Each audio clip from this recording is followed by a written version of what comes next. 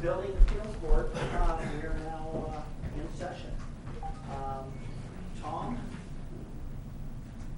Tom, I'm sorry you sat down because we're going to need to do a pledge to the flag. So okay. We're going to need to get up if you can do it. And how about you leading it for us? Yeah. I'd appreciate that. Gently. Pledge allegiance to the flag of the United States of America and to the republic for which it stands, one nation, under God, indivisible, with liberty and justice for all.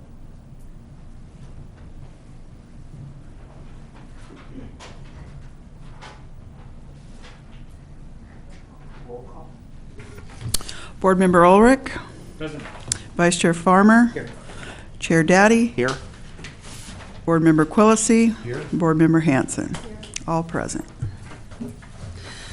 Members of the public wishing to address the Building Appeals Board on items appearing on the agenda requested to complete a speaker's card and file it with the secretary prior to the start of the meeting.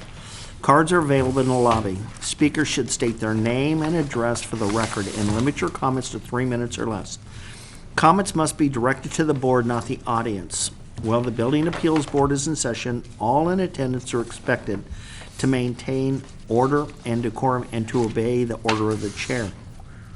With that, tonight, we have a planning commissioner, Nicklin, and I would invite Commissioner Nicklin to come up to the podium and address, and anything that you would like to say, we would appreciate hearing. Good evening, ladies and gentlemen. I'm Lawrence Nicklin, Planning Commissioner. I'll just have a little bit to say. Obviously, you've all been watching our meetings, I'm sure. Which we're all looking forward to. We have a combined meeting with City Council on September 22nd, and we were asked to identify some topics that were important, and I'll just briefly read some of them. The Sites of Merit update, HPC, the adoption of local amendments to the 2016 Building Code, Fire Community, Safe Community, revisions of the zoning code for walls, fences, and hedges, which is a hot topic right now. Revisions to the second residential dwelling ordinance. That's also a hot topic. Implementation of sustainability-related development standards. Water efficient landscape ordinance. There's been some changes in the state, so that thing it's been held up a little bit. But I think on our side we finished with it. We just got to make some revisions to it. The revisions for the zoning code for structures in the rear yard setback, update code compliance, manual procedures and tracking. It's a staff issue. Update handouts of all the handouts, the public handouts, which have always been, I think, very important when people come in, that they know exactly what they have to go away with and come back with. And it's just actually making it easy for them. And I think for staff too, it cuts out a lot of staff time sending people backwards and forwards. And then another hot topic, establishment of a special use permit process for transient rentals, the holiday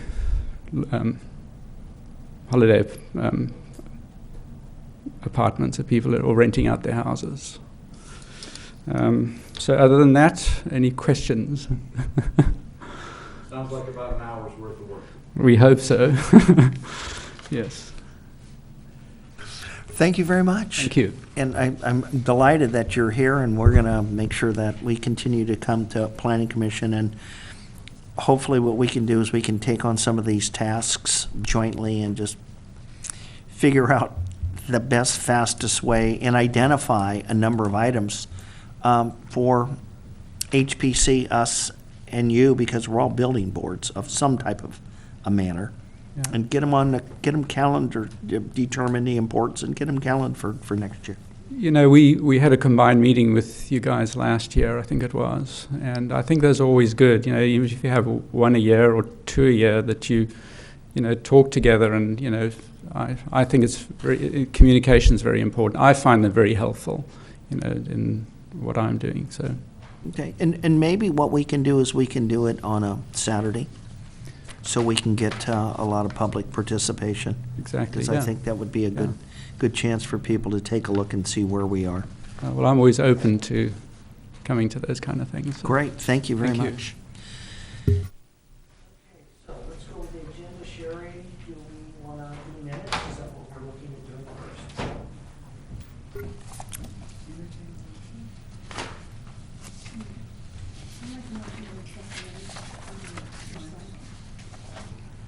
I'll make a motion that we accept the minutes from the last meeting. I'll second the motion. That's for the July 21st meeting. Right. Yeah. Any comments? Any comments or discussion? I have a question. I thought, this looks great, because I thought last meeting, ad nauseum, I asked a question that said, would you give me a calendar that tells me how quickly we can send them out and notify them to lean? And I didn't see anything in the minutes. So with that, that's the only comment I would Okay. make, and I'll bring it up again this meeting, and maybe we can get that thing in. Roll call? You want to propose an amendment to the minutes? No. Okay. Ulrich? Aye. Farmer? Daddy? Yes. Quillisi? Yes. Hanson? Passes. Okay, we have a lot of new material. We have a lot of old material. What I want to do is I want us to understand why part of this is the way it is. Part of this, I requested that we at least get some items up on the board, knowing that we're not going to get to them and knowing that we're not going to solve some of these or be able to recommend some, but at least I want to get them on the board where we can bring them back for subsequent meetings and discuss those. And one of this is going to be the fire safe community. We really have no information on it, but I do want us to set, and I had hoped at this time of the year, we would be into those building recommendations that the building, the city building official and I and others have talked about for a number of years, which is changes to combustible roofing, Class C roofing changes, soffit changes, spark arresters, other types of items where we do clearance of vegetation that's been dead for a number of years and truly get this thing cleaned up. So I don't believe we're going to have time to discuss that. I think we've got a couple of items that we can actually get to recommendation, and what my goal would be is to pick a couple of items that we can complete tonight and come up with a coherent set of recommendations to the council so they can act on a couple of these things and adopt them, change them, drop them, do something. So with that, I'm going to ask for the board to recommend an item that we start with, because we have some that are going to be more important than others. If number 2 is the most important item, then let's proceed with number 2. Yeah, I would vote that too. If we find that number 6 seems to affect the most people, now that I've seen this 80 item pages, where we have this where it directly affects at least 80 people, and we have time running out. If you on the board decide that that is more important, I'll entertain either of those two. But those are the two I think we need to settle tonight. So anyone's got something to suggest, I'm certainly open to listen to it. Let's start with number 2. Get it out of the way, and then number 6, I think, would be a good one to go through.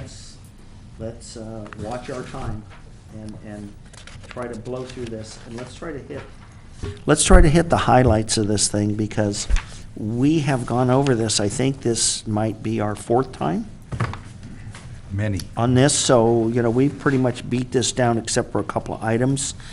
And what I would hope we would do is, I would hope that we would separate policy from recommendation. It's my understanding that we can recommend anything, but it's policy for what the actual fines and other things are going to be, and that's strictly city council business. I appreciate the fact to review it, but I'm not going to have a recommendation personally on the amounts of any fines, other than those recommended by council that will get the attention of those people that have had vacant buildings for a couple of decades, so we can move them on. With that, I'm going to start on the right. Mr. Ulrich, would you like to start off? Yes, thank you, Chair Daddy. Bring your mic down. Okay, how's that?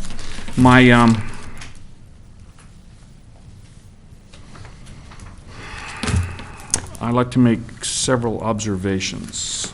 Number one, starting with my inquiry at our last meeting regarding Mr. Summers, who had requested that this review that we're now going through, apparently the second iteration, possibly the third, but I only know of two, who originated that request that it be done at all, because my concern is in the overview of activities by the city, government in Ojai, is things have a tendency of getting studied to death. They don't get implemented, and then ultimately when they are implemented, they get studied again, because there's usually a different set of folks sitting on the council or elsewhere. So having said that, I asked a question, and it was answered by Mr. Summers, that the city council had requested that. I don't think that was entirely accurate, or shall I say, perhaps it was disingenuous, because it's my understanding, after having canvassed 40% of the city council, that they did not in fact make that request, that the origination, the progenitor for the initial review, which was not even commenced by Mr. Summers, but was commenced instead by his predecessor, Mr. Howard, was done at the behest or at the request of Mr. Clark. So from a practical perspective, what I addressed, and since Mr. Clark isn't here, I'll fill in the blanks. My previous comment relative to things being studied rather than being implemented, there is a case study of it right there. The city council did not make a request that this ordinance, proposed ordinance, actualized ordinance be reviewed again. But it was. Having said that, we still don't have it implemented because there are numerous questions about how to implement it. Now, having said that, I'd like to go to the analysis itself, which I understand was under separate cover to the Building Appeals Board. Generally speaking, the issues that were raised in it, and once again, I'd like to place it within the context of the city paid a whole bunch of money to this, a whole bunch of money for this ordinance review and or compilation or generation 5 years ago, and that was a previous city attorney. So at this point, we are reviewing the previous city attorney's work effectively, which I don't know whether that's necessary or whether that's entirely wise in order to implement this ordinance and actually get the program in started and in motion and being useful to the community. But having said that, in review of the review of the analysis, I have to say that the background on the police power is all very well settled law going back to 1877. The most recent case cited was 1976. I would characterize that as, it sounds like it's 40 years old. So, and looking at the specific references, the section 91502, definitions 91503, owner responsibilities, 91503B, owner relative to the board up, 915-10C2, maintenance, et cetera, there was a recurring sentence, there was a recurring theme, which is, I think, goes to the heart of the matter, which is that, let's see, we are not aware of any reported case ordering a city to remove this language from its code. That is repeated, I believe, 4 times. So from a practical perspective, this was an analysis that, aside from some slight change in language, which I do not believe, in my opinion, rendered this ordinance particularly vulnerable to challenge, and if so, challenge away. It's a minor element, and we have a severability clause at the end of it, which obviously makes things stand on their own feet, or else they don't. So from a practical perspective, I think I would characterize this as an exercise of, and I also, as I recall, Mr. Summers, I inquired as to whether this was on contract or an additional cost to the city, and I believe that was answered in the affirmative. So this is an additional cost exercise on top of it.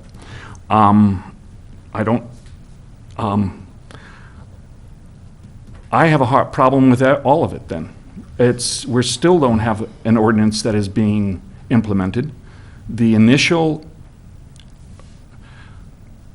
continuous review was apparently implemented by the city manager.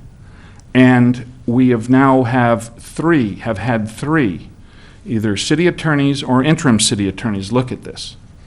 That's a lot of legal firepower. That's a lot of legal brain power. And I think that there is, aside from the issue of the fines and fees, which I believe is a very important distinction. However, we have not made any proposals in that regard that either exceed the maximum permissible under state law of $1,000. Once again, or have we apparently made any fees that would be egregious to the certain select type of property owner that can afford to let their property sit vacant and incur the costs of carrying that property? I do have one question which I did not find answered, and I think it's a significant one, and that is under state law, and I haven't had a chance to research this myself, under state law, the maximum of $1,000, is that per day? Is that per event or element of a infraction or violation? What does $1,000 a day cover, Mr. Summers? The state law $1,000 a day, $1,000 fine is the maximum fine for any single violation of the municipal code. If each violation is cited every day, it's $1,000 a day. If you can find more than one violation that isn't unreasonably severable, for example, if you had a property that had failed to register and was not secured and had a fence that's too tall and had barbed wire and had chain link and the list goes on. But you couldn't find a property for a chain link fence on the front setback, $1,000, chain link fence on the side setback, another $1,000. That wouldn't fly. But you can go item by item and add up to a fairly substantial fine fairly fast. The other key to note is that the city's code sets a current lower max of $500 per violation. If the goal is to increase that, I would recommend to the city, I would advise the Building Appeals Board to recommend to the City Council to increase that to $1,000 per municipal code violation, matching state law. And then again, it's a matter of how you count the violations. You can kick with a property that is sufficiently problematic, it can add up fast. What amount, if any, is necessary? Is an amount necessary? Or is it a number of violations? Is it a number of warnings? Is it time where they've ignored? What is that magic thing that Triggering gets event. them to the lien? Now, I've looked at Article 9 of the Ojai Valley Sanitation We District. can lien it if they don't pay it. If we find them and they don't pay it, then we lien it. Then we have to give them notice, I believe it's 30 days, to pay. If they don't pay, then we can lien them, and then we can foreclose the lien. And foreclosing the lien has another further process Okay. of another month or 2 or 3. But the key is we have to give them the opportunity to pay it. I would suggest for the purpose of a number of these buildings and a number of the values and a number of the people, that the $50 or $250 or $500 is irrelevant. I believe the significance is going to be to lien them for legal action. And this- I and believe the- that's the attention getter. Right, and the strategy is to wait until you have, because if you could lien them, fine them $1,000 for the first violation, or $5,000, fine 5 violations. They don't pay, send them the bill, they don't pay, lien them, and then foreclose a $5K lien, but you don't get anything. At most, it's sold, they'll immediately buy it back and pay the $5K in the redemption period before the sale. But if you wait until you have a significant amount of violations, then that can work. And in terms of enforcement, I will note that the city council is looking, and I can't go into specifics, but they are looking at a select number of properties to be enforced immediately using not the vacant building ordinance so much as the general ban on maintaining a public nuisance, maintaining a substandard building. On that lien, does the city have the right, once they go over and then it is for sale, to mitigate? What do you mean by that? In terms of, can we go on the property and fix it ourselves? No, I'm saying if we believe we've got a hazard and we've got abandoned vehicles and we've got the poster child with the rocks through the window and we've got combustible materials and we have all of these other things, can the city go in and throw 10, 20, 30, 40, whatever it takes to remediate that and then add those fees into that lien? Yes, if we get a warrant, an abatement. It's called an abatement warrant. To go onto their property, we need court approval. We can't do that ourselves. And if we went ahead and notified somebody October 1st, and we went through the process, and we didn't get a response to whatever that entity is, because there's a whole lot of ways to hold title. Right. Whatever that entity is, how soon could we go in and remediate the property, put the fines, package it up, take it into the lien, and move to court action? What would be the swiftest amount of time? 120 days, 60 days? 6 months, probably. I'd say around 6 months. It'd be a matter of getting the court date to do, you'd have to start with an inspection, and most of the time we won't get consent to do the inspection to build up full evidence of all the building code violations with an interior evaluation of the property. Who does the inspection? We Have to get a third party from outside No. the city? We can use the city's building inspectors. The city has code enforcement counsel who have looked at, for example, you'll help me with the address. The duplex that's in receivership was accomplished through code enforcement counsel. 1141 Robin Court. The duplex is currently now for sale, I believe. It's sold. Correct that, sold.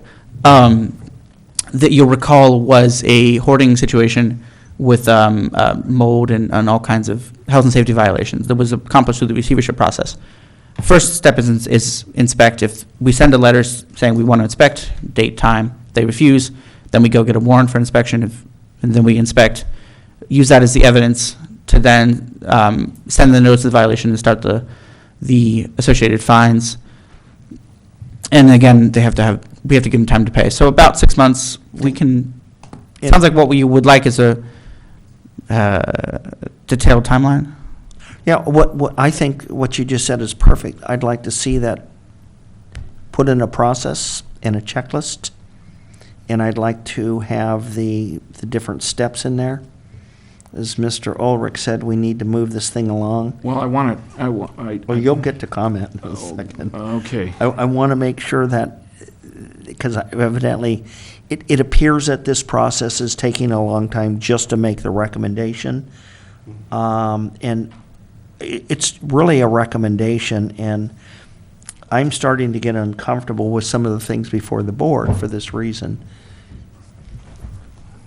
Just don't move, Matt. Don't move. You've got a black widow on you. Oh, had a black widow. Thank you. I'm sorry, Dale. Thank you. I'm so sorry. I'm so sorry. Didn't mean to Thank you. do that. I No, apologize. thank you for later. that. But I apologize that we have other people that have different thoughts about that. And so what I would really like to see back here, I think the fines are important. Mr. Quillisi has done an excellent job of coming in and asking you folks to put 5 days or 10 days or 14 days or working days or consecutive days, because we find we got 5 different ways to gauge this and several ways to gauge that and 10 different ways to gauge this. What I would like to see is a program back here with a timeline, implementation, all the puzzle parts, because this is years. And I think the way to years old. accomplish that is for tonight, the Building Appeals Board to make a firm recommendation on changes to the ordinance, if any, recognizing that some of my recommendations are recommendations. Others have been developed as in the BAB's previous discussion. Make a decision on that. Then that can be taken to the city council. It's scheduled to go to the city council September 22nd. They can adopt the first reading then, second reading the following meeting. Once that is finalized, done, new ordinance in place, then I can develop a timeline from that. And that will give staff the clear adoption of the different fines. Note that some of the fines in this chart aren't provided for in the current ordinance, so we would need to just double check that in terms of fines and fees. I think all the fines are captured. I'm not sure if all the fees are captured. In any case, I think that gives us the vehicle. Decide tonight on the ordinance, recommendations to council. Council adopts them, or looks at them at their next meeting. They do what they do, but they either leave it the same and say, no, we want to leave it the same, or they adopt changes on the 22nd. Some or all, yeah. As long as they have a shot. Mr. Ulrich, how much time do you need? For what? You want to convey some points in a message? How much would you like? Since we not only serve at the pleasure of the city council, but on occasion we get direction from the city councils, very specifically the direction that I've received from at least 2 members of the city council at different times in different ways is to put forth, as Mr. Summers just suggested, putting forth our recommendations, keeping them short, concise, and direct, and do not engage or expose our recommendations to go through any further filters. So in other words, make the recommendations and get them to the city council.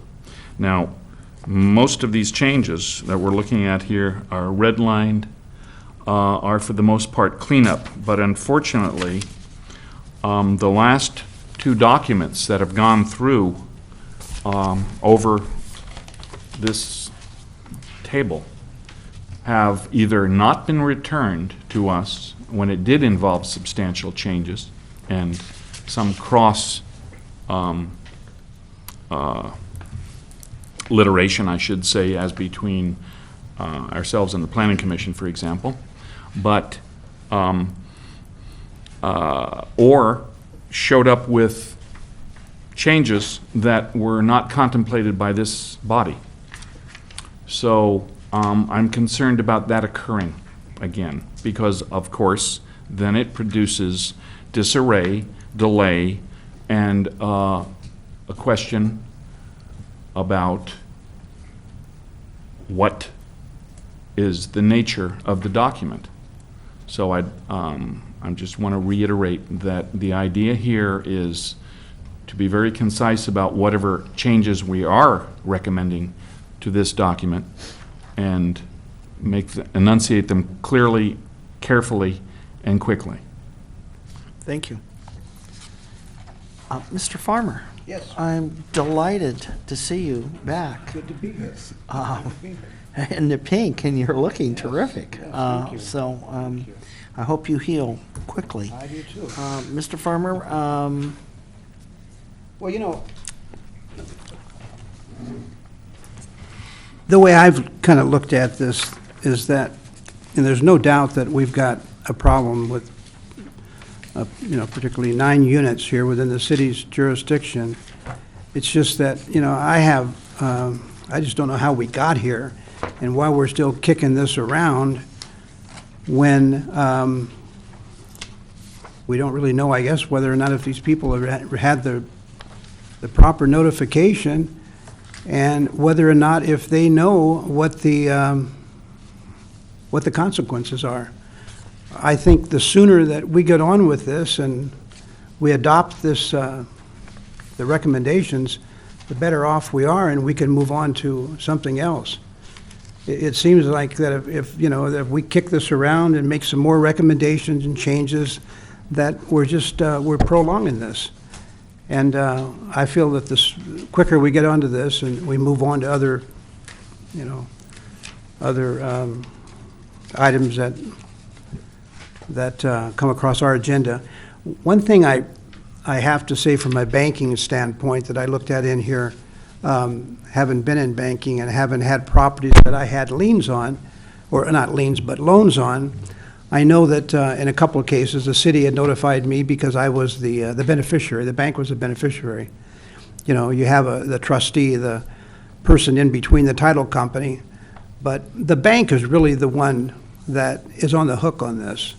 And if there's a title search that's done or a lien search that's done, and they find a bank is involved in this, what's happened with us in the past is that we would get notification that there's a particular problem. And that problem obviously has a direct effect on our security that we hold, which jeopardizes the loan. So the sooner that we contact the beneficiary and let them know that there's good possibility that we may be increasing the balance on that loan, which would obviously decrease the liquidity that the bank would have, the better off you are. A lot of times the owners, if there's a lien on it, some people that are knowledgeable know that the bank will obviously add that to the end of their loan because there's a clause in there and they have the right to do that. But the quicker you go to the bank or the lien holder, it could be an individual that holds a lien too.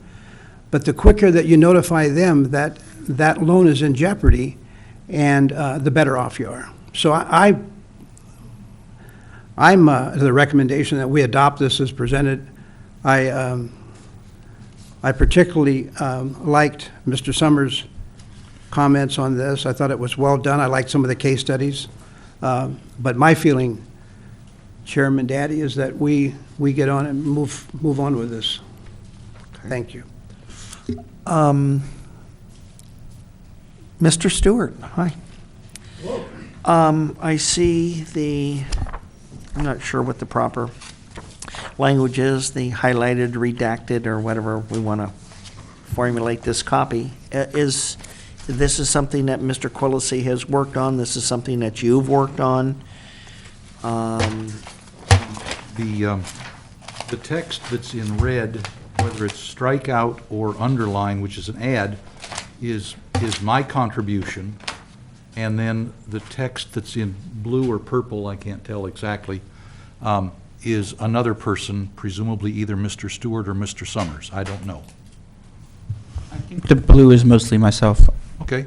Okay, in this version, are we comfortable that we've got our bases covered? Are we comfortable that we have those things that we can forward on to the council, and that if they're challenged, they're severable, so it's just certainly if really, it doesn't jeopardize, we can go ahead and move this on in this format? And what I'll do is I'll take this format, and this will become Exhibit A to a draft ordinance for the council to adopt, which will have the BAB recommended as follows: the dates of the meetings. City council hereby adopts this ordinance. With the CEQA finding, it'll be exempt as an administrative activity, and the usual ordinance boilerplate, severability, publication, et cetera. Okay, thank you. Mr. Quillisi, thank you very much for spending hours and hours and hours and hours and going through this and separating things out. So since you have done an awful lot of work on this, I certainly want you to weigh in and tell us where you think we are on this thing. Well, I could suggest just a couple of things. I've got a lot of marks that I've made. By and large, I agree with everything that Mr. Summers has done, and the necessity for reviewing previous stuff notwithstanding, I like his new language in terms of meeting health and safety codes rather than other, perhaps somewhat more vague criteria for defining vacancy or whatever. Just a couple of things that I would ask Mr. Summers or someone in the city staff to do. Take a look at, there are a number of places, don't want to go into the details, where we talk about owners, beneficiaries, and trustees. Sometimes it's all three names with slashes between, sometimes it's only a couple of them, sometimes it's only one, and I don't have the legal understanding of whether they should all be the same or whether, in fact, the differences that exist are there appropriately. But I would ask that one last pass through be done just to make sure that we have the appropriate thing. Again, owners, beneficiary, owner/beneficiary / trustee, or those three things in some other order, or sometimes only two of them, or sometimes only one of them. I don't know what's right, but I'd like to have you take a look at that as perhaps the last thing here. Which page, Steve, are you on? Well, okay.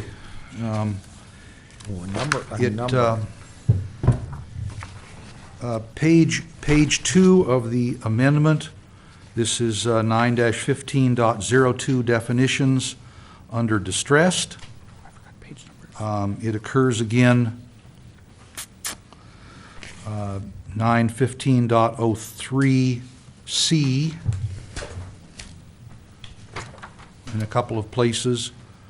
9-15.03C, 04D, 05, first paragraph not separately labeled, and second paragraph, third and fifth paragraphs. 06A,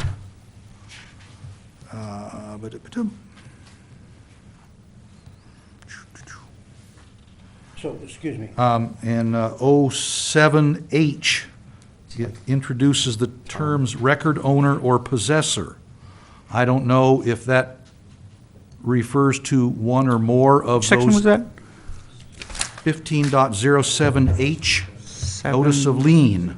It refers to identify record owner or possessor, last known address of record owner or possessor. I don't know, is that owner or beneficiary or trustee or some other party? I'm not sure if those are the right terms that should be in there. Yeah, those, from my understanding, you can correct me, Ms. Summers, I would think that would have to reflect on the trust deed. Whoever's on the trust deed is the beneficiary, the owner, and so whoever you would be talking about, referring to, would be that noted on the deed of trust, right? Right, I think the record owner is going to be either the owner if it's owned in fee, or if it's mortgaged, it'd be the trustee is the record owner. Yeah. Okay, I don't know. I just want to be sure that we're consistent in our language throughout the ordinance.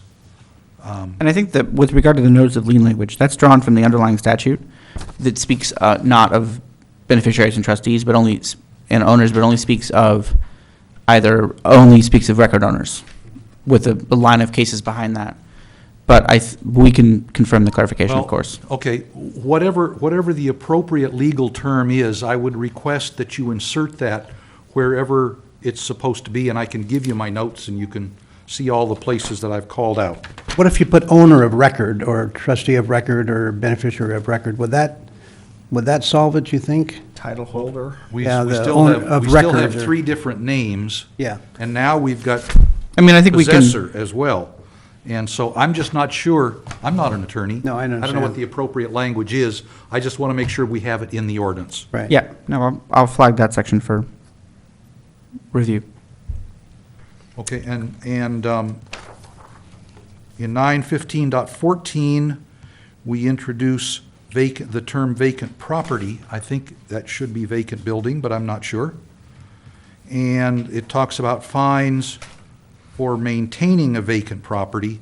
I think it should be fines for failing to register, secure, or maintain. I think that's what we talked about in the proposed addition to the fee and fine schedule. One other thing on the memorandum, and this kind of jumped out at me. It's referred to here as abandoned property registration and vacant building registration. Abandoned property is kind of like, I thought, where you left your grocery cart with all of your belongings in it, and walked away? Yep, or something like that. And so, again, what I'm hearing everybody say is, and not for us, because we've looked at this thing over and over and over and over and over again. We're going to have some people that are going to get this for the first time. They're going to get a first impression. And I think the more mundane and vanilla we can make it to where they don't have to figure out which party of the first 4 or 5 different parts they are would really, really help. But I am hopeful and thankful, and I see where this with a timeline, and we can move this thing along, I think. And one of the other issues, since I'm at this thing, and Mr. Quillisi triggered in my memory, we had talked a number of times about being abusive, and we had talked about a number of times about staying within the law. We talked about, when we talked about fees, not fines, I believe, and I would like you to put something in. I'm going to recommend that you put a verbiage in there for the council and go back over and explain the fees and the fines with regard that we may not charge above actual costs. So I don't need to know this. Don't do this for me. I would like you to do it for them. Mm-hmm. So when they get into that discussion, it can save them a lot of time. And then they can just blow through this thing. Okay? So, and again, because what I see under the registration, I see that we're actually recapturing our actual costs. And we went with that when about 8 or 9 months ago, we came up with a new fee schedule. And people looked at that thing and said, oh my God, how can this be? You know, it's like a subdivision is like cheaper than a tree removal, I don't know, something like that. It was like, wow, they just didn't seem like they balanced. So if you could at least give the council some additional language so they can understand that maybe at the start of where you get into recommending the different fees for the different schedule of items that have to do with the compliance, I think it would really help them get through that discussion quickly. Mr. Quillisi, do you need more time? Just one more thing. I noticed in our packet that we had a draft text amendment to 1-2.05, recovery of inspection and code enforcement costs. I presume that relates back to this same list of hours that comes up to $252 and change. And this section also speaks to a broader point in that if we go after someone either in the civil or the criminal context, and we want to collect attorney's fees, for example, in the receivership type context, or if we went in a more traditional, get an abatement warrant and go in and fix it ourselves and then charge them for the privilege. If we want to collect our attorney's fees for that, the government code section that allows us to collect attorney's fees requires that the attorney fee provision be reciprocal. So we can't make it so that the city alone gets our fees. If they win, they get their fees. That's government code section 38773.5.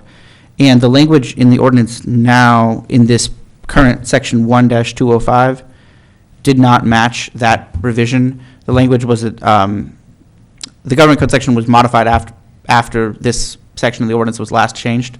So this is one where I understand the concern about too many cooks in the kitchen. This is one where it was last rewritten before the government code changed. That government code change did not get captured in our ordinance, so I've included this language to capture that. Okay. And that's the section 1-205. Yeah, the Section 9:15.15 enforcement, I had originally recommended a procedure which had a timeline of sorts in it, and that's not in this copy that we have.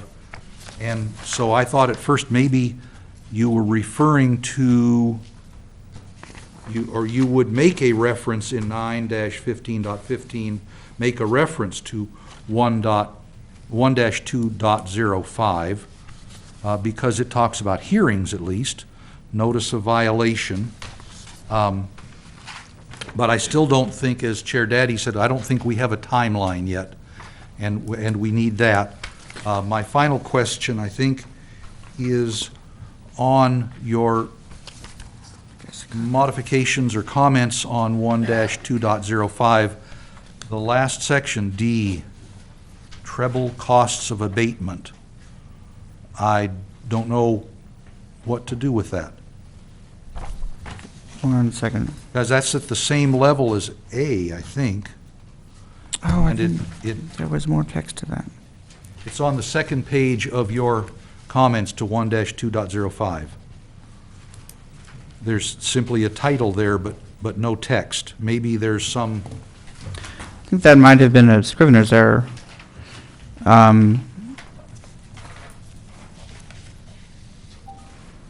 is treble the cost of abatement something that can be added to a lien? Mm-hmm. That seems a little excessive unless it's state law. City's allowed to do it, we're not required to do it. See if I can find, oh, I have it in here. Gotta get my electronic copy of the whole code. Bear with me for a moment, here it is. Oh, that's right. The treble cost of abatement language is allowed by a government code section for abating specifically graffiti as opposed to broader nuisances. And I originally had meant to add that language, and then I realized it was in another part of the Ojai code. So I deleted the text but forgot to delete the subdivision D. So treble costs of abatement refers to removal of graffiti but not other Right, forms of abatement? yeah.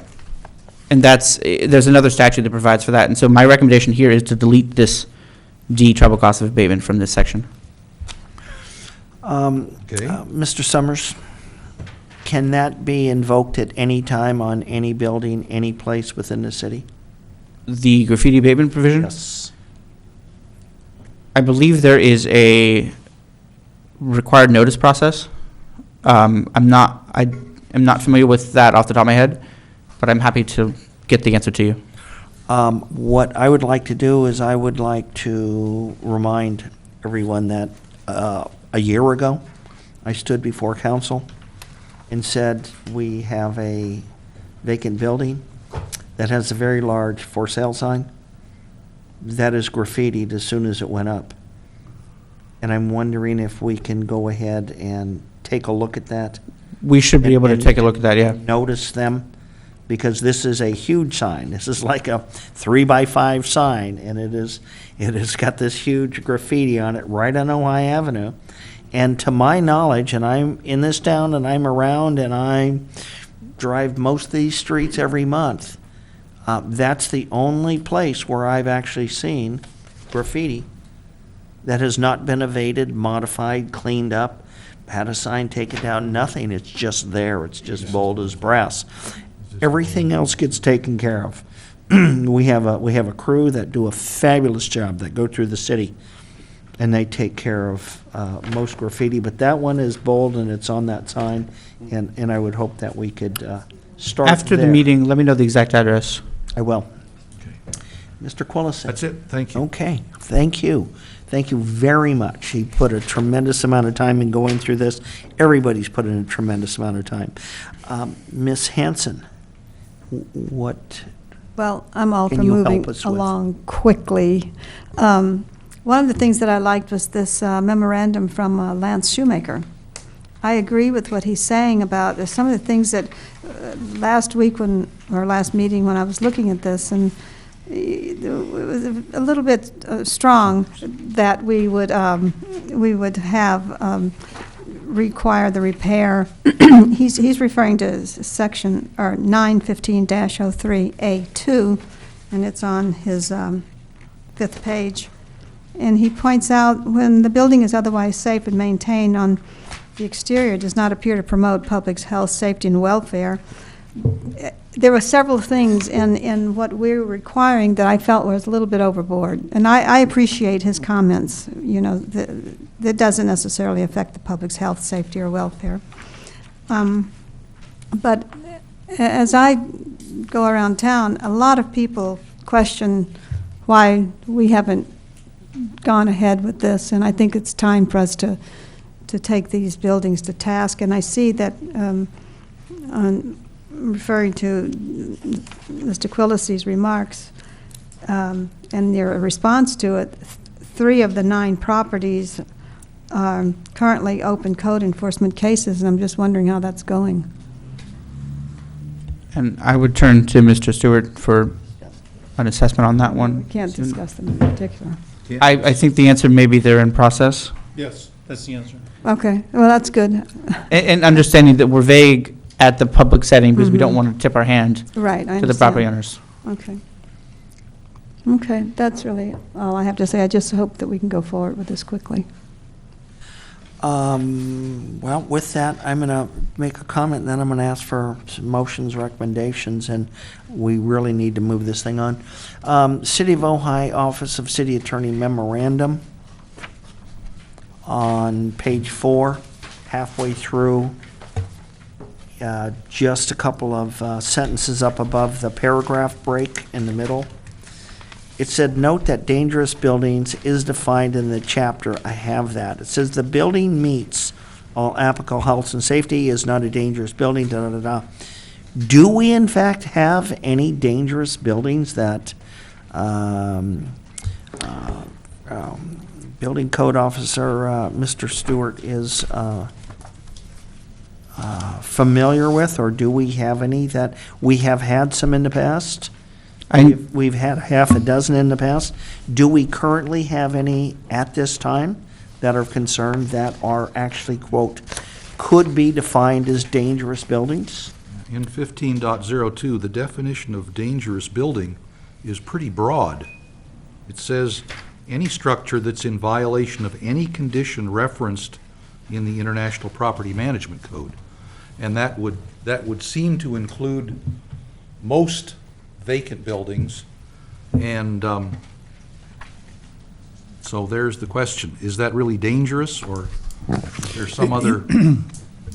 In the International Property Maintenance Code, as well as the Uniform Housing Code, which the city has adopted, and the Abatement of Dangerous Building Code, which the city has adopted, has clear elements within that code section that define what is either considered substandard or dangerous, but the normal term is substandard.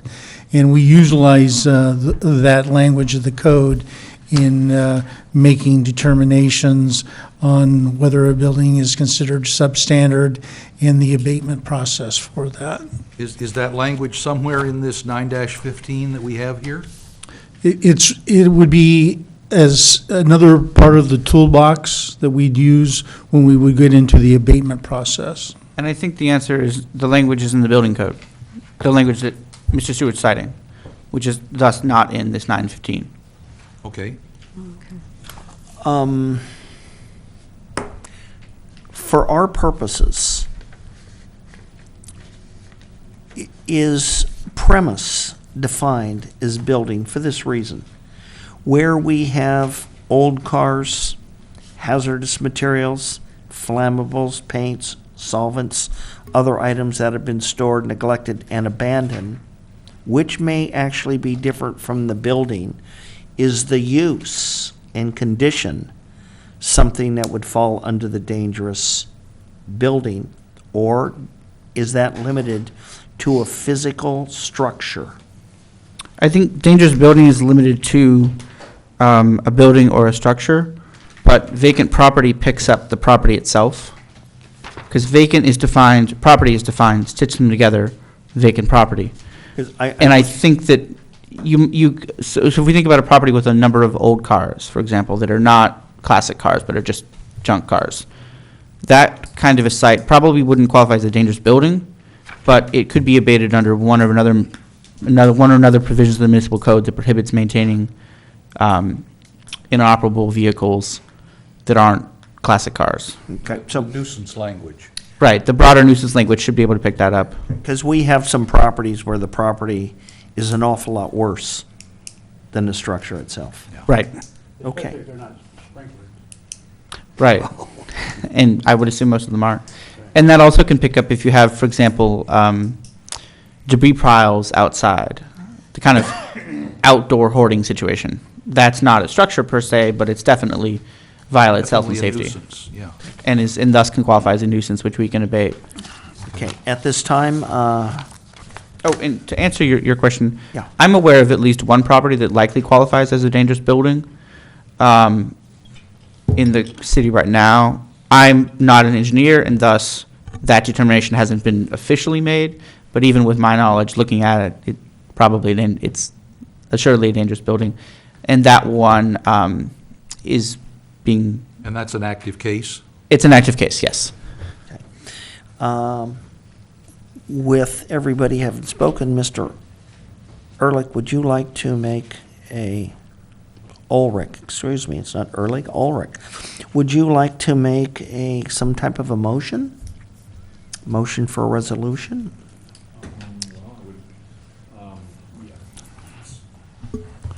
I would tender the motion that we. Mike, is that on? Pull It is, forward. it is. That we, that the recommendations and the interlineations that are before us are incorporated within a document that is forwarded to the city council for their review and ostensibly their approval. Would you accept an amendment to that motion to rationalize the language that we talked about with owners, beneficiaries, trustees, owner of record, and possessor, that those terms be rationalized and made consistent throughout the recommendation? I would absolutely accept that as an amendment to my motion. Are there any further amendments that anyone else would like to make before we go looking for a second? I'll second the motion as amended. Sherry? Ulrich, Aye? Farmer. Aye. Daddy, Aye. Quillisi. Aye. Hanson. Thank you Motion very passed. much. So we have one recommendation. Thanks, staff. Mr. Summer, thank you. Mr. Stewart, thank you. Thank you for the clear recommendation. I appreciate And that'll that. be, in terms of timeline, as I noted, I will take this language tomorrow, put it in the ordinance format. It will be on the council's agenda September 22nd, for which the packets come out on the Tuesday before. Correct me if I'm wrong, Sherry. Okay. Yeah, they come out the Tuesday before the council meeting, so that'll be out a week from today. Week from today. And if you have any concerns once it comes out, please let me know. And I'm happy to run the language by Mr. Quillisi before it goes on, if you wanted to have a double check. That would be great. Thank you. Do more of that. So this has taken about an hour, and so what I want everybody to do really quickly, please, on the board, is please look at the rest of the remaining agenda items. And if you have a passion for any of these where we need to add something to it, I would like us to do that only for about 10 or 15 minutes. And then at that time, I would like us to get into item 6 and finish item 6 tonight so we can move on with this thing. We have 80 identified properties. As we move on, we'll probably triple that or quadruple that. And so we want to get this thing going as quickly as we can and assist staff and city council with anything we can. So one of the things that I had thought that we would be doing by this time or a couple of months earlier would be talking about some fire safety and some building code changes, some ordinance updates. in some of the things that we do in Title IX, which is actual building. And just to throw a splash out there for a few minutes and then move on to what other items the board would like to talk about. We unfortunately adopted an ultra-high fire hazard map. I thought it was wrong at the time. I went ahead and called the state. Cal Fire talked to the person, and what they said is, hey, we were under the gun, we had limited time, we had to adopt it, and not perfect. Okay, got it. With it not being perfect, we understand we're in an area that's really turned into an extreme wildfire safety area. And what I would like to see us do is do some things that some other areas have done. Calabasas, Pasadena, Malibu, which is maybe spark arresters on fireplaces that burn wood in Upper Foothill. That would be just a dandy little idea, not to burn down a neighborhood. Start thinking about no longer putting wood shingles on the outside of houses. I think that would be a fine idea. I think maybe not replacing wood shingles on the top of houses where we have a damage more than maybe a square. As a square is 10 feet by 10 feet, 100 square feet on a roof. There's special provisions in the insurance codes that when a government forces an ordinance that makes people upgrade items that are not damaged, there's a provision in the homeowner's policy that allows to pay for those things that aren't damaged but are code forced to be replaced. So this will not be a burden on a number of people for those type of items. We have substandard electrical, which is brought to me by Mr. Stewart. And so with this this crazy heat we've had, I checked with a few people. I checked with a few heat and air conditioning contractors and a few electrical contractors. And we have a lot of older substandard systems that are working overtime, and they also are something that we should look at upgrading. So I guess the last thing, and Commissioner Nicklin brought this up, we had a pine that was at least a 75-foot pine that stood dead and dangerous for at least 3 years. It was finally taken down 2 weeks ago. We have a number of dozens of these that I would urge whoever the power to be, but I would urge that our building officer who can give citations for health and safety start going out, and the planning commission can help, we can help, certainly the tree committee can help, and we can start identifying some areas where we really have an urgency now before we get into the wildfire season in a couple months to remove these things. I think we've probably got dozens of them. And so I want to make that recommendation. And with that, that was item 3. If anybody wants to weigh in on 3, please. Would we, if we're happen to be roaming around the city and find such a dangerous situation, whom do we notify about that? Mr. Stewart?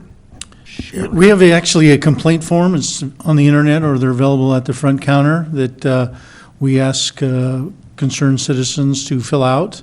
Okay. And then that starts the tracking process for us to assign that to the code compliance inspector to investigate and take appropriate action. Same form for, shall I call it, apparently vacant buildings? Any violation of the Chapter 9 types of violations, we would accept on that complaint form. Okay, thank you. And for clarity, which is going to be a planning commission issue with the fences, walls, and hedges, we have special regulations, and we have special regulations for bird nesting. We have special regulations within the city that run between February and August 1st. That time now is expired, and therefore where we have this brush that is thick and we have the dead trees, we no longer have a restriction from removing those. And this is the time. So we have from now until February. After that, then we're going to have that We have to- that 6-month time frame where really we're not going to be able to remove those. So it's something where I hope we could move now. If I may, Chair Daddy? Yes. If the city deems that that is a health and safety violation, there's ways that we can work through that nesting period. And I won't get in great detail, but I just want to let you know and the public know that we have ability to work through that. I just want to be sensitive because when I went to harvest grapes this year, I had a whole new species of birds. And therefore, I couldn't put the nets on top because I had so many nests with so many eggs. And so what I did was I just went ahead and sacrificed that crop this year. And I will have to do something next year to figure out what I can do. Start netting sooner. Start netting sooner, correct. But hey, they had a feast, everybody was happy, and we got extra birds. Mr. Two observations. One is, in the event there is, as Mr. Stewart made reference to, we can obtain the services of a registered biologist to determine the species and its nesting state, if there are any nesting state, in fact, in a particular tree that is being considered for removal, number one. Number two, I'm concerned, however, since I filed some complaints earlier that were specifically about buildings, commercial buildings that did not have addresses, that those complaints were not acted upon by the city at all. Apparently they were shipped down the road to the county fire department in Camarillo, because I received a call about them, at least two of them, by an inspector with some almost 8 weeks after I submitted the complaints. And the inspector, before we went any further, asked me if I continued to desire to, that he proceed with the investigation on the basis of my complaint. And I asked, why are you asking me this question? And he indicated to me, he said, well, you know, as soon as we, and this is what the interesting thing about one agency's, for example, the city's approach to confidential investigations, and, excuse me, I'm just leaning away from it. One agency's approach to investigations versus county fire's approach to investigations. He advised me, well, a lot of people withdraw their complaint when they realize that our investigation becomes public record. And that means whoever you're complaining about can find out who's filed the complaint. And some people, of course, that would make them uncomfortable, concerned about retaliatory actions, etc. I said, well, thank you for that clarification. I would like you to proceed with it. I never heard anything back, and those properties still don't have addresses. So the bottom line on it is, if it gets filed with the city, I'd like to know that it stays with the city and doesn't get delegated to another agency that may or may not follow up on it because they have a completely different, I queried this gentleman at length, they have a completely different approach. And they are not the only agency that is charged with address. I understand being first responders, they do have ordinances that cover address signage so that they can respond to a particular address. However, the issue from my perspective was within the city. So that is a concern to me.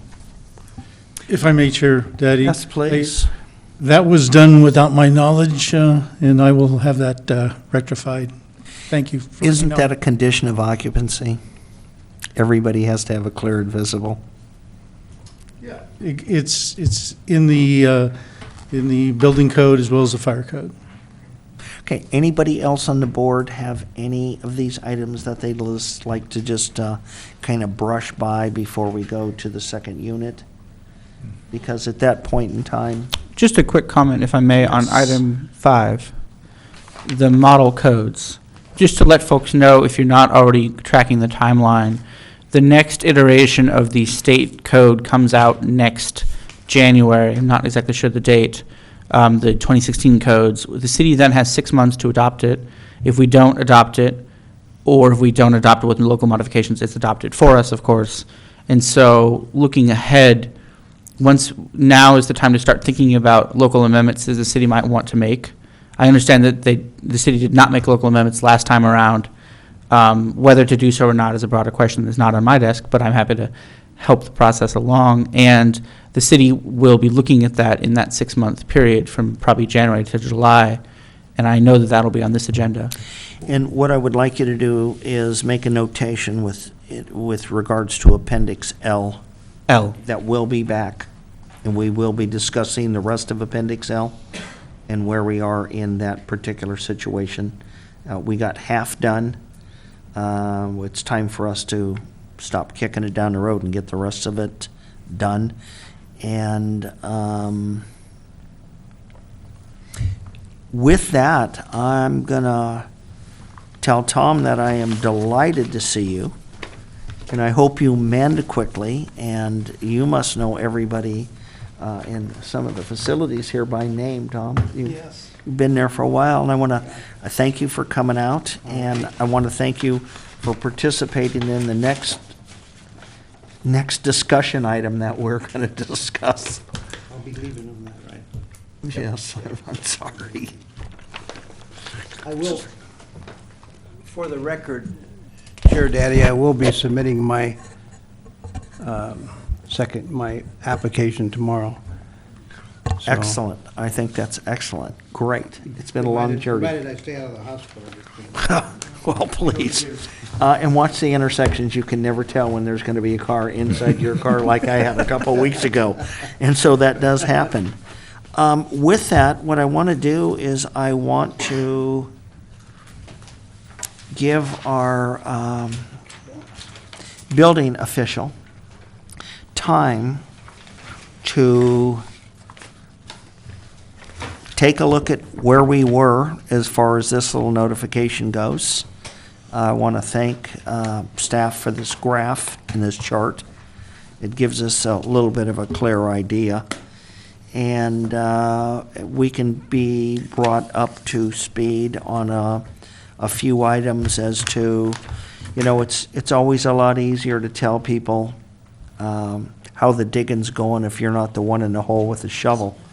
And so, Mr. Stewart, you have been going through this with a number of people. I've gotten a number of calls from people. And so tell us where we are and how we're doing. Thank you, Chair Daddy. First off, I'd like to make note that our ombudsman, Judy DeVoe, sent a little email to us, just kind of updating what she's been doing on the program.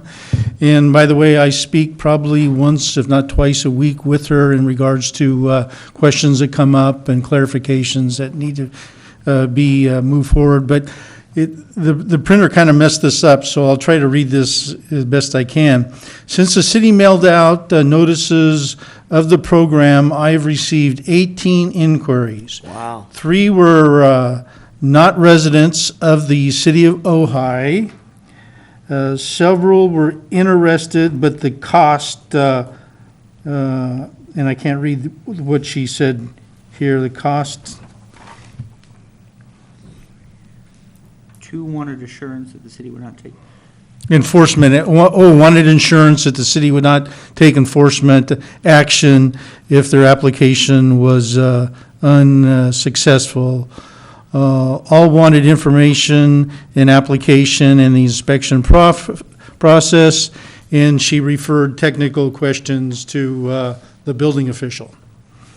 I've probably received that many phone calls, if not more, myself personally. At my discussions initially, I don't ask them where their property is. I just listen to what their questions are and answer them the best I can, working in somewhat of a vacuum, and I explain that to them, that because I don't know all the the particulars, I'll just answer the questions the best I can, understanding that if you make application, there may be some changes to that, but that hasn't occurred as of yet, so I'm happy to note that. Sherry's put together a really nice graphic for us here, the second unit kind of tracking system. On the tracking system, you may notice in the white colored is the properties that were indicated by the Ojai Valley Sanitation District as ones that they were making inquiry about. And we've gone through that list and noted the ones that are already been legalized, which is a substantial number of those, and the ones that had not been legalized yet. We actually sent out letters to them in that regard. And so we've heard back from some of those individuals, some of them we have not, but the one that's in kind of the orange color are ones that we have in process right now. And we actually received another application just before closing time tonight. So I think we're up to about 5 or 6 cases right now. It's in process. And quite frankly, it's going quite well. I think people are pleasantly surprised of how fast we are able to process their applications through the system. The biggest complaint, if that's fair, is the cost from the sanitation district in regards to the cost for the connection fee. But our fees, people have not had a major issue about. I had a little concern in regards to the fire sprinkler requirements. I've since worked that out with the county fire marshal, and your building official is handling the fire clearance for the most part, unless it is a building that is detached, that was built from scratch without permits, and it was built after 2008, then those buildings would be subject to fire sprinklers under state statute.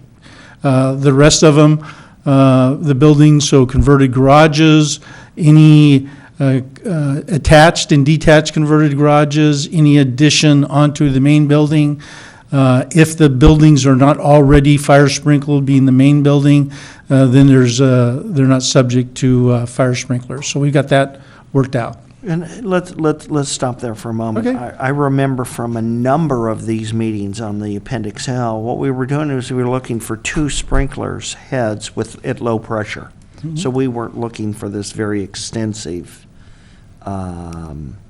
system. But I do have a question. Are we still sending all applications into the fire department for clearance, even though they're before 2008? Where we Your building recognize- official is handling the fire All part of clearance. this. You're All handling the the clearance clearance. except for brand-new detached buildings. So Eight if somebody above. came in and built a brand-new house in their backyard detached, and they built it after 2008, then that will be routed to the fire department. Okay, wonderful. Thank you. That's May I that's huge. A question, please. Of these that are approved or pending, are garage conversions?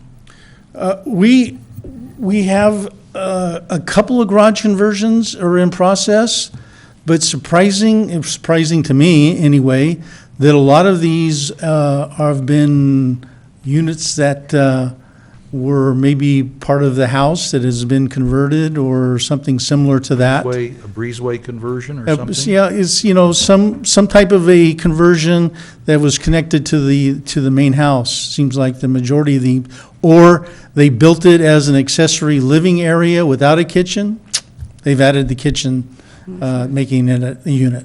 Okay. Could I point one thing out? Yes, please. That I just wanted to, main reason that I created this was, one of the things was that it lists when we receive a sanitary district letter. But I wanted to make sure, because there's always that When you missing. received it? When the city received receives it. When the city receives a letter, this is what was on their letter of that date. And one of the misunderstandings was that every single one of these is a second unit. But that's not the case. The sanitary district reports all new connections. And if you'll notice, say, look at number 6. That was the tennis academy. Right. It's not a second unit. You know, and so if you go down, number 13, Craftsman Village, they had connected for their project. So their letters, when they send them to us, are not just second units. Okay. They're all connections within the city, whether they're a 1 or 2 or whatever it may be. So I wanted to list everything that was in the letters to point out to you that we don't have 80 second units. I see. Okay. When you look at the number 80 here. But the ones that are highlighted actually are the second units. Okay. But the sanitary district has been collecting an awful lot of money one way or the other. Yeah. Is it possible Steve to was gonna talk add, about the or brochure. is it irrelevant at the bottom of this list to add how many were denied? How many units have we lost? And I don't want the answer. I'm asking if it's possible to put information in, because But if I can understand your question a little clearer, Chair Dowdy. have we had any? We have not had any applications that have been submitted that we have denied. Okay, and what I would like to have down here then is if we would put that in there where it says applications submitted and denied 0. Okay, It would be disqualified. We Right. don't deny. It would- Disqualified, whatever we want to say. I want to give people a sense about what's happening. I don't like this urban legend stuff of we can't, we won't, they're not, because it's not true. I just want to dispel some of these things that are not true by putting down here and saying, we haven't run across anybody that's gone through the process that's been disqualified yet. We may. we may, I really am having a hard time coming up with an example, but there may be one. There may. Well, we did set the completion date at the date of approval of the program, so Well, that, the completion, once they submit an application, they're in the system, even if it takes us longer than the December 21st date. right. Okay. There's a column on the table here, Sherry, between address and legalized dash compliance. There's a column with numbers in it. Oh, I'm What's sorry, the that's how many significance of it? hookups. Oh, number of hookups. That's the number of hookups. Like if you go to number 6, Wild Tennis Academy had to pay for 8 connections. Okay, because they have various buildings on the Buildings, property. That's the connections. And I couldn't spell it right, fit the word connection in that Oh, little that's fine. box. But that's how many But connections. There are some that have one. It was just because they reported to us, somebody, like, look at number 22. They're building a new house. They only needed Oh, one I connection. see, okay. They're not, it's not a second unit. Yeah, off to the right. Yeah. No. Yeah. Even the last two numbers, 79 and 80, are marked as second units and only have one connection. That might have to be modified when it's Yes. time to, It's because they've been mailed letters but haven't gone through the process yet. Yes. and haven't paid sanitary. See, if you'll notice, well, yeah, you're right, under 79 and 80, that would have been from a letter that sanitary district gave us, but on their letter, they said only one. So I'll have to check that out, thank you. And those, of course, because they're green, are ones that haven't yet They responded to haven't, the letter. they haven't Come in. gone through any process with us. Okay, they've been tapped by the Notified. sanitary district, but they haven't come to the city yet. And we've sent them letters indicating that we have the program. And the 7 blue ones are now all legalized through the process, They're Through the legal- old program, yes, through the program that was approved in June, prior to June, prior to June. Previous program, previous program. the one you were amending. Okay? There's a chart at the And bottom. the that tells orange you. pending ones are under the new program? That's correct. Some have been finished off and some are pending. And it tells you at the very bottom how many are in each, at the very last three Through lines. new version, previous version, okay. The column marked legal, most everything is legal, but there are a few that are green with X's. They were mailed letters and they haven't come in yet. And what's, would be and what's changed over to legal orange. mean? Oh, that those connections are already legal? I think legal also picks up that the property is in full compliance with with the city zoning code.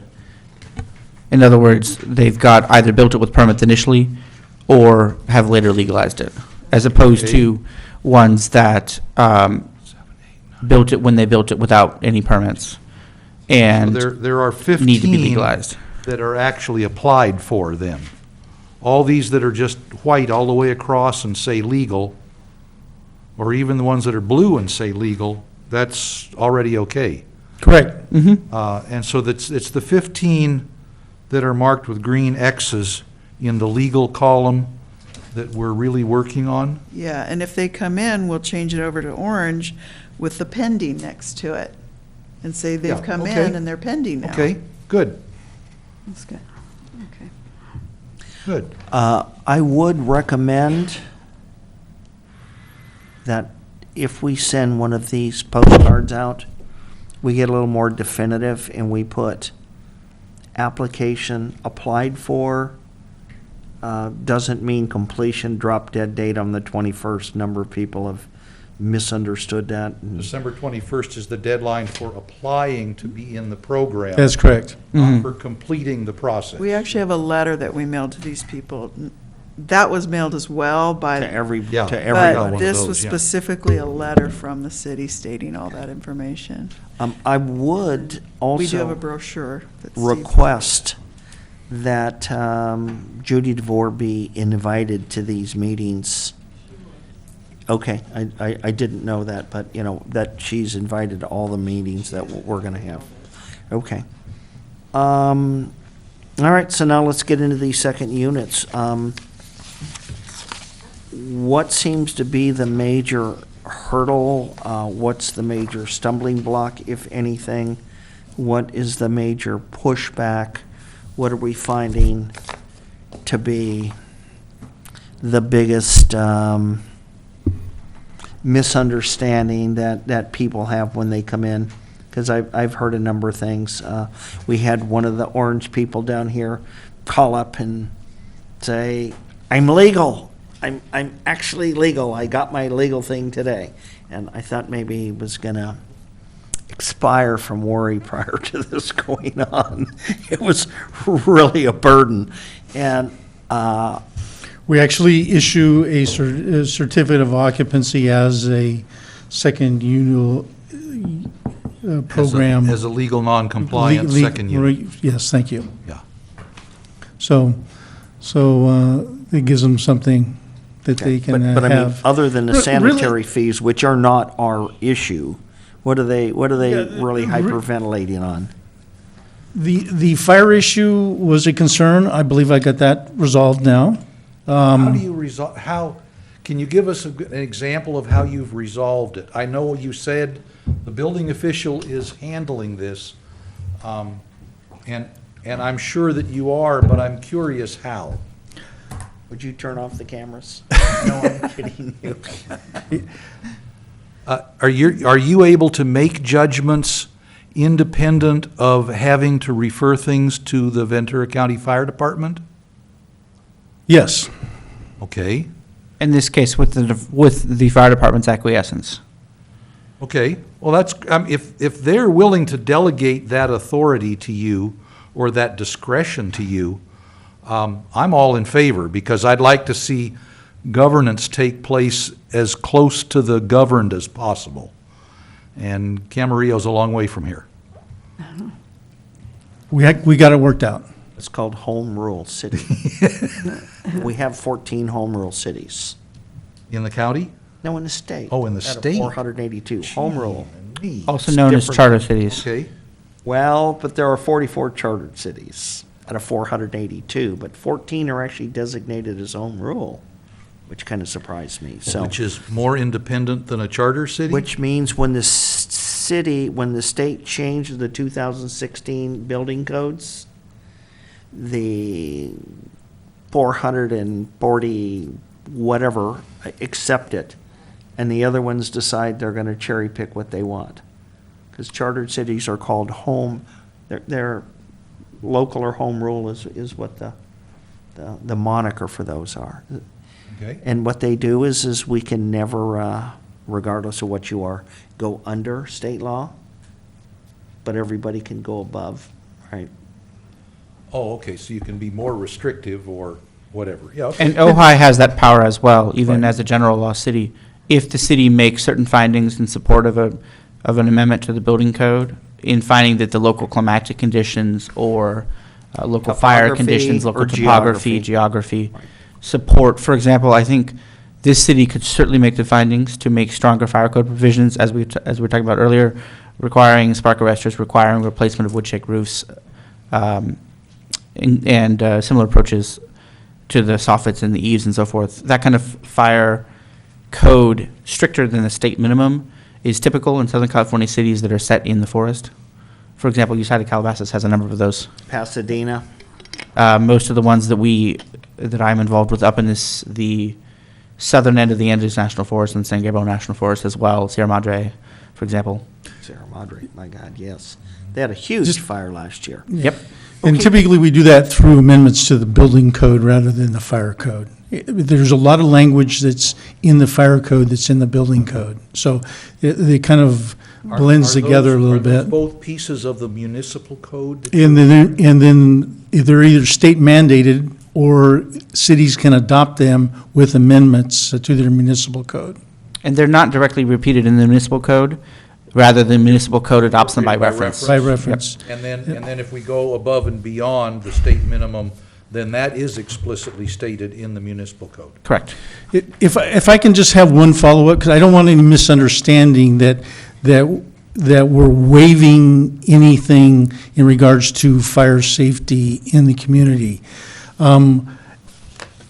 I was able to utilize the California Building Code to make interpretations of the code sections to allow what we're doing in regards to these second units. So there's no variance, there's no giving up anything. It is there's an a legal basis interpretation. for what you're There's a doing. legal basis for what we're doing. And I just want to make that clear. Yeah. Any other discussion from the board? We've gotten through this pretty quickly. Any other items? Do we, I guess this thing is, do we have need for any recommendation or resolution to pass? No, I don't, I think we have enough direction on all the elements. What, I guess, in regards to the upcoming code, I would kind of like to recommend that the members kind of send Sherry or I some of their thoughts on what amendments they would like in the code. And then I will pull all those together. We'll bring that back for just a general discussion purposes. I have a few of my own that I would like to bring forward, and we'll bring that back for discussion purposes, see if we can get consensus, and then we can start to put that into what I call code language and modifications with the appropriate findings that we have to find back to the Building Board of Appeals. So when we get somewhere maybe in March, we'll be ready to go to the council for going through the adoption process. So that's that. Definitely want to make some recommendations to the council about rewording pieces of the municipal code, but And I think Steve's hope also we referring can to the do it building code. before March. Yeah. Well, and the trick is that Steve's referring to modifications, local amendments to the state mandated building codes, which we can't adopt until the new one comes out Right. in January. That would the be window to amend the, That's not ordinance, that's just the building code. That's Just the building The code. 16. The building code being something that is incorporated in in the municipal code by Yes, reference. by reference. and it's So- incorporated automatically for us if we don't adopt local Yeah, amendments right, within right, 6 okay. months. So the items in regards to spark arrestor that Chair Daddy brought up, that would be an idea. Not allowing wood shake roofs and what those parameters would be. Or New the first time construction. it gets broken, Allowing you a can't Class A replace it. Yeah. roof. Looking at the provisions to require building permits on certain height masonry walls. Those kinds of things. Requiring any time that we have an added electrical load, and I'm just throwing wild ideas out, added electrical load, that the service be brought up to minimum standards, which is normally 100 amps. Not allowing knob and tube wiring, take that out of the code. But we need to thoroughly discuss this and look at all these things And and understand the incorporate that. implications. And Right. understand the implications, and I'm just throwing out ideas that have kind of been brought to my attention over time, and now is the time for us to start working on that, getting those ideas down, writing them into code language, and then making that recommendation to the council with findings on the justification.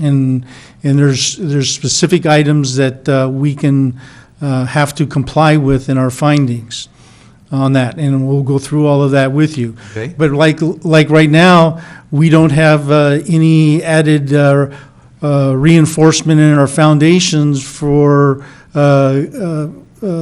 buildings with clay soil, like all the other cities have. So those are the kinds of things that we want to incorporate. And/or relax. We can't relax, we can only increase. Well, Relax beyond the state. But we can, but let's draw this line, because now's the time to draw the line.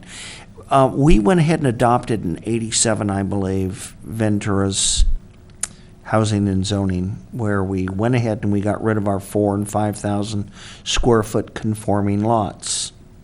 Okay, that's a zoning, I'm talking about building. That's correct. And in that, what we did was we adopted a different shed size. And so while the state has a 160 square foot shed without plumbing and electric as the standard size, Yeah, it's 120, but. we restricted it to 120. It's 160 in Ventura. No, but it's in Or the 120. California Building Code, it's 120. Oh, then. Why would Ventura have How could Ventura do 160? 160? Because whatever they've adopted is trumped by the code. It's It's trumped by all the trumped code. by state code. And not every city updates, or not every county updates their codes to match the state code. And how would Does it matter that they wrote 160 into their? Not if the municipal code? state later trumped the code, although I'm not familiar with this Okay, particular but this, provision. and those are administrative provisions, you have more flexibility on those. The technical aspects of the code, you can only be more restrictive with making findings. So we could go ahead and write that back to 160. We could, Okay, and That so one, yeah. those types of things we need to look at where it's beneficial. Yep. And then I think the other things where, and I think the reason we're doing this, I want to get back on track.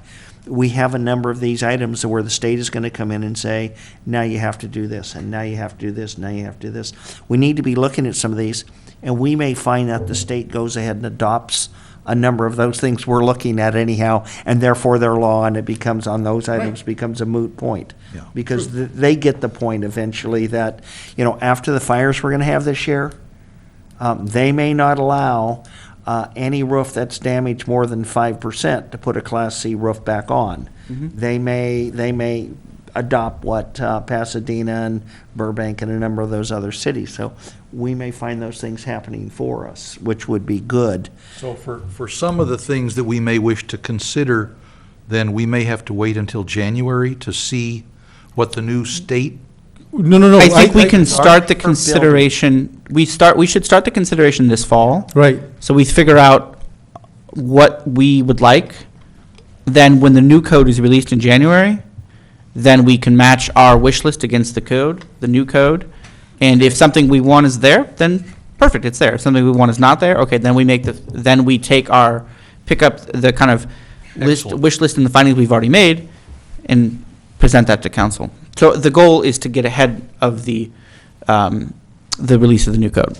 And now we have an And opportunity. make recommendations to the council as soon and as frequently as we can put something together that we agree Right. ought to go forward. Right. Yeah, okay. May I ask a question? Yes, ma'am. On information item 7 is just the responsibility, so it's just an information item for you. And then information item 8 is future agenda items. And my question is, do you want item 4 to be added to a future agenda? Are you satisfied with it not coming back? That page has been put away. What is item 4? Fence walls and hedges. Oh. Or can we just We're not not bring it through back with that. anymore, or you want it to No, be we brought probably back? should bring it back for this reason, or we can wait, because the 3.5-foot wall for retaining and the 6-foot, Future and a agendas. 6-foot masonry wall for earthquake safety, which I think is what that point is, isn't zoning. That's, the zoning issue is for the planning commission to take on and do that. But for the building, this thing's been up and down about 5 times. It's probably time to bring it back and discuss it and get some input and put a nail in it and get it off where it doesn't come back. And we either require a permit at X amount of Bring it height, back, or yeah. we don't, and then it's done. Well, no, I know that, but, I wanted to make sure that we got through these things, and, because we've talked over and over and over again. Do we have any other items, or do we have additional information? Or are we going to, Item 7 is an information item. As you can see, it's a memo I wrote together with one of the associates of my firm. And it's just information. If you have any questions, contact me. You all have my information. And Well, that's all that I have to say on that. I want to thank you for item 7. One of the things that I wanted everybody to understand is where we were in this thing, because for years, the planning commission was the only authority we had. Had to do everything. We had the BAB, which came in by the state, I believe, and was adopted by the city, and then the Housing Appeals Board, and then the Local Appeals Board. So all of a sudden, you had all these different agencies, like, geez, what are they, who does what, Names. where are they, where are their responsibility? And then you find out, we just had a whole bunch of different labels for essentially the same board that works for the council and makes recommendations, except in a very limited basis, which we haven't had to do any, and I don't expect us to have to do any. And the difference between what I understand, the Planning Commission and the Building Appeals Board is that the City Council has oversight and authority to reverse a Planning Commission decision, but does not have the authority to reverse a building appeal decision. That's final with the building appeal. Is that correct? That's correct for a decision on a particular application. So, expanding on that sentence a little bit, if the building official makes a determination on a building code compliance issue, that can be appealed to the Building Appeals Board. Your decision on that is final with regard to the city. Their next remedy, the appellant or the applicant's next Legal. remedy, is to go to court. Contrast that with a decision by the Planning Commission on, say, a conditional use permit or design review permit. The director makes the decision if it's, say, a minor conditional use permit. Director makes the decision, appeal to Planning Commission. They decide again, appeal to City Council. Then the remedy is to court. Okay. Okay. But what you're saying about the Building Appeals Board decisions being final is on appeals of decisions. Correct. I think we all recognize that what we've been going through tonight is a process of making recommendations at the city council's request for potential changes to the code. Correct. And what we do here is not final in any sense, because the city council is going to do whatever they want with our recommendations. Yeah. Correct. Okay. Yeah, Okay. We have not brought any appeals to the board as of Right. yet. Right. as a result of the fact that there have been no appeals. Obviously, if an appeal Yes. is made, it will be brought immediately. Absolutely.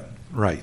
Well. So we're and, staying busy with other requests. Yeah, and I think that's going to be rare. You know, when this thing started, I said, you know what, in the next 4 years, I doubt that we'll see any. And so far, halfway through, we haven't seen any. Well, if the decisions of the building official are rational and based in the code, and they're uniformly applied, appeals are going to be very rare just by their very nature, so. And And just the other option, if there is a decision that I want your input on, I can bring that to you as a action as well. So it can work that way as well. Okay? Chair Daddy, I know we're trying to wrap up, but if I could quickly, No, we're Okay. we're an hour and 15 minutes ahead of time. okay, if I could quickly just bring to the board's attention, because it came up at our last meeting in regards to the hedge enforcement, and I know you don't have any direct responsibility for hedge height enforcement. Who does? But that would be the planning commission, but it's in the community development department under code enforcement and in Oh, 'cause the it's building not- the hedges division. are not buildings. Right. So I just wanted to let you know that there's been 14 letters sent out recently, and of those 14 letters, we've had compliance with over 30%, people bringing their hedges into compliance. And when I make reference to hedges, I'm talking about ones that are at corners where it's considered a hazard. And so we are continuing to work on those, and I am pleasantly thankful that we're getting what I say substantial compliance with over 30%. So, I want to thank Four out you. of 14 so far, yeah. 5. I would hope, Mr. Stewart, that we can expand this dramatically in a couple of areas. I would hope that when it comes with this, that Complete Streets, which is a subcommittee of Planning Commission, could be brought in. There's a list that's around 4.5 years old that had identified a number of hazardous intersections. Along with that, it's not really just brush. It's not really just hedges. When we repaved Bristol Street north of Paseo, for some reason, they moved the stop line back another dozen feet, which artificially made that more dangerous. It's a multiple stop is what it does. It is a yeah. multiple stop, and we've got to stop and go, and that's where we have a huge amount of children. That's where the crossing area, that's incredibly dangerous area. What has happened subsequent to that is when you drive out there, you'll see that that line is designated now to be moved up a dozen feet. And so I would hope that if we're going to go out and do one of these line of sights, we get the Complete Streets in there. They already have a huge list. I would hope that compliance would inquire and get that list so you can look at it, not to enforce, but just to understand and take a look and see how we can mitigate those things. During the course of our on-site inspections of hedges, the inspector noticed that as an issue and brought it to Public Works' attention, and I think they're looking at it. So Okay. glad to hear that. Because they have a list, it's there, so. Yeah. Anything else for, If I come out of my yard on West Eucalyptus and turn left to try to get to the rest of the city, I reach Aliso and Mallory, and there's a hedge there that completely prevents me from seeing any westbound traffic on Aliso. If I turn right, I hit the corner of Eucalyptus and Foothill, and there is a block wall there that keeps me from seeing any northbound traffic on Foothill. So it's stop at the line and then edge out a couple of feet, see if I can see yet, edge out another couple of feet, and hope nobody hits me before I figure out that they're there. And I'm sure those are not the only two corners in the city that are a problem. I'm glad that we're getting some compliance. I'm kind of curious. I talked with Chair Daddy the other day about hedges, and he talked about a 25-foot radius on a corner where the hedge had to be below 3 feet. It's actually It's on I'm page, not- actually a triangle. Okay? It's formed from the angle of the street, and in that triangle, it has to be reduced down to 3 feet or lower. Okay. And like everything else, the devil's in the details here. I think about one of those corners, Mallory and Aliso, where it's all pretty flat. And so it's easy to say that the hedge is so far above the street or some reference point, and I'm not sure about the reference point. If you get over to talking about Foothill, Foothill's a highly crowned road. Right. And the stop line on Eucalyptus is a few feet below the center of Foothill, at least. I think that is even more pronounced if you go up a block to Quail Hollow. And so I'm not sure where we're measuring the heights of things and what's our reference. We can do this. Base or We have whatever. an excellent letter that a standardized letter that we've been sending out, and I'll ask Sherry to get that to Oh, the just board email us a members. letter. Yeah, we can And you can. see what the you city's see- doing. you Yeah. See what we're doing there. Okay, I'd like that.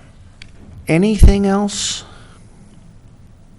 William, do you have anything you'd like to add for tonight? Dale? Mr. I Quillis? think this has been very productive. Thank you all. Sherry? That's not mine. I missed No half caller these. ID. Mr. Summer, Mr. Stewart, Sherry, thank you very much. Thank you. Commissioner Nickland, thank you very much for coming. Is there any last words that you'd like to have? I would just like to encourage, maybe a combined meeting at some stage with Planning Commission and Board of Appeals. Okay. How about we Whatever have that more may frequent be. meetings? What items would we need to have? Anything we didn't cover tonight?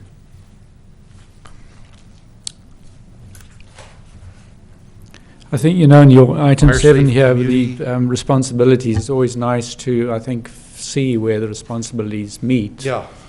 That's always, there's sometimes a little grey area with the Planning Commission, with the Board of Appeals, what are you doing, what are we doing? And, I think it's good to talk about. And what are we both doing with the HPC? Because I know the HPC has, and I wished we could talk to them, because I know that some of the members have expressed the fact that the architectural front for designated buildings is not necessarily the lot front. And therefore, the height of the hedges and walls obscures the architectural front. And that's done by code that states the narrowest portion of a lot adjoining a street. And that works in a lot of areas, except my side yard, which is my front yard that a lot of people is 360 feet, where my front yard is way up on Foothill, which is 55 feet. And so for my 40-foot setback, 350 feet up the road's not a problem for me, but it's a problem for other people. And when we get into the arbolata, we find we only have 2 property lines on the side. And what it does is it just meanders around in this great big giant long curve. And there is no measurement for that. So, There's street frontage and then 2 other lines? Yeah. it's just, no, next to Boyd's, it just goes around. There is none. It's just there, and so we don't have the whole thing's on the street. All the property's on the street. So anyhow, good luck with that. That'll be something that's going to go on and on and on for a while. So anyhow, thank everybody for their participation, and we're out here early, and this meeting is adjourned. Beautiful.